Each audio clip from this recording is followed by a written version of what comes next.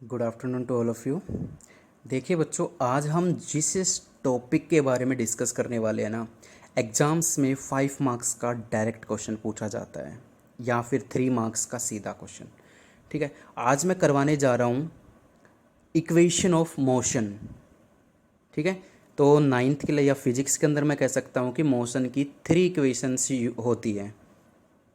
ठीक है, जब भी यूनिफॉर्म एक्सेलरेशन से कोई बॉडी स्ट्रेट लाइन में चल रही हो ना, यानी कांस्टेंट स्पीड से वो चल रही हो, तो वहाँ पर मोशन की 3 इक्वेशंस का यूज हम करते हैं। मतलब कह सकते हैं कि वहाँ से हम एक मोशन की 3 इक्वेशंस को डेराइव करेंगे और ये इक्वेशंस जो होंगी ये रिलेशन होंगी, रिलेशनशिप बताएंगी हमें initial velocity, final velocity, time period and displacement वगैरह।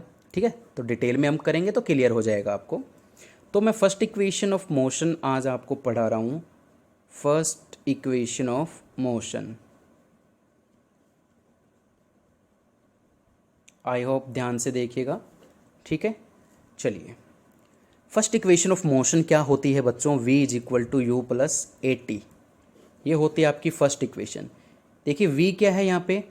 Final velocity, final velocity. u क्या है? Initial velocity, initial velocity.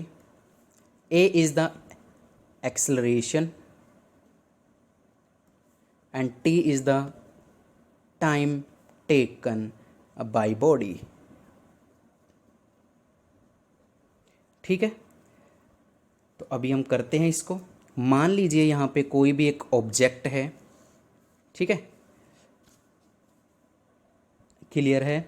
इसकी स्पीड है u, यानी इनिशियल, स्टार्टिंग में जिस स्पीड से ये चल रहा है वो स्पीड क्या है इसकी?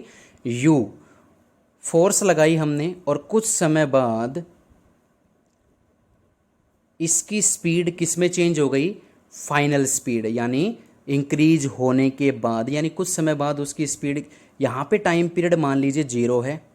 जब उसकी स्टार्टिंग में हमने देखा कि हाँ बॉडी 20 किलोमीटर प्रति घंटे की चल रही है तो उस समय टाइम 0 था। हमने 5 सेकंड बाद देखा, या टाइम पीरियड जब t हो गया तो उस समय मैंने बॉडी को देखा, तो उस समय बॉडी कितनी स्पीड से चल रही थी? v, और वो उसकी फाइनल स्पीड है। और दोनों के बीच में कितना डिस्टेंस ट्रेवल किया बॉडी ने, कितना डिस्प्लेसमेंट ट्रेवल किया? s नाम का डिस्प्लेसमेंट उसने ट्रेवल किया। तो हम बड़ा सिंपल सा यूज करते हुए इस इक्वेशन को डेराइव करने जा रहे हैं यहाँ पे। तो देखिए हमें पता है कि एक्सेलरेशन क्या होता है, क्योंकि बॉडी जब चलना स्टार्ट करती है तो इसका मतलब बॉडी क्या कर चुकी है? एक्सेलरेशन कर चुकी है, यानी बॉडी एक्सेलरेशन करती हुई जा रही है। ठीक है, तो बात यह है कि प्रीवियस लेक्चर में हमने एक्सेलरेशन के बारे में पढ़ाया था, आपको उसके टाइप्स बताए थे। तो एक्सेलरेशन के अकॉर्डिंग उसकी डेफिनेशन क्या होती है? Change in velocity upon time taken by the body. ठीक है, चलिए देखिए, चेंज इन वेलोसिटी का मतलब क्या है? मान लीजिए कोई बॉडी 20 की स्पीड से चल रही है और कुछ टाइम बाद उसकी स्पीड 80 किलोमीटर यानी 80 किलोमीटर प्रति घंटे की स्पीड से हो गई। तो चेंज इन स्पीड का मतलब क्या है कि final speed minus final velocity कह लो, minus initial velocity, final velocity minus initial velocity divided by time. अब टाइम यहाँ पे t था, यहाँ पे टाइम 0 था, तो t में से 0 को माइनस करूँगा तो कितना आएगा? t आएगा। एक्सेलरेशन को a से रिप्रेजेंट करते हैं। a is equal to final velocity represented by v minus initial velocity is represented by u divided by t। Cross multiply करवा दीजिए, ये आ जाएगा आपके पास v minus U is equal to A T, और u उधर जाके प्लस हो जाएगा तो v is equal to U plus A T.